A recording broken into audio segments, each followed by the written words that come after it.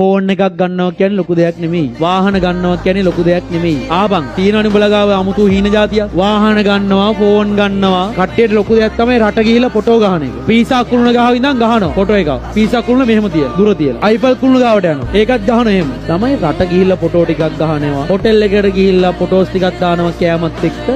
මේ ලොකු කාරණා වෙලා තියෙන මේ ලංකාවේ මිනිස්සුන්ට ඕක. ඔය පිටරට මිනිස්සුන්ට ඕක ගානක්වත් නැහැ. මොකද පිටරට තනකොළ කපන මිනිහා තමයි ලංකාවේ ඇවිල්ලා ටුවර් එකක් දාලා එන්නේ. ප්‍රාඩෝ එකෙන් තනකොළ කපන්නේ. මේ ඇත්ත කතාව. ඔයා මේ රටේ ආර්ථිකයත් ඉඳලා ඉන්දින වේදනාවක් මිසක් මේවා මිනිස්සුන්ට මාළුකු දේවල් නෙමෙයි, ඇචීව්මන්ට් නෙමෙයි මේවා. මේ වාහන අපි කෝටි ගණන් දීලා ගත්තට මේ වාහන කෝටි ගණන් වටින වාහන නෙමෙයි.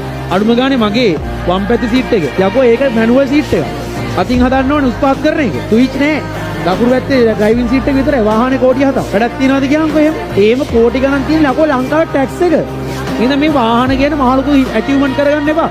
බොඩ පිටරටකට ජොබ් එකක් ගියා නම් ඕ බම් මාස 2-3 පඩියෙන් ගදයි. තිරාවටම කියන්නේ. සෙකන්ඩ් හෑන්ඩ් මාකට් එකෙම පට්ට අඩුයි. වාහන වලට රට ගිහිලා ෆොටෝ දාන සීන් එහෙම ඒවා ඇචීව්මන්ට් කරගන්න එපා බා. ඒවා සාමාන්‍ය දේවල් කරගන්න. ඒ තත්ත්වයට හදාගන්නයි ඕන. මේ ලංකාව වගේ රටක තමයි එහෙම වෙලා තියෙන්නේ. කරන්න තියෙන හොඳම දේ හොඳට ඉගෙන ගනින්. ලංකාවේ ඒ දේවල් ඇචීව් කරගන්න බෑ වගේ හිතනවා නම් ඉගෙනගෙන හොඳට රට බලයන් වාහන වලට ආස වෙන්න. ඕවා හිතන්නේ මේ මහලොකු හීන විදිහට. ඕවා ඇචීව් කරගන්න පුළුවන් දේවල්. මේ ලෝකේ ඇචීව් කරගන්න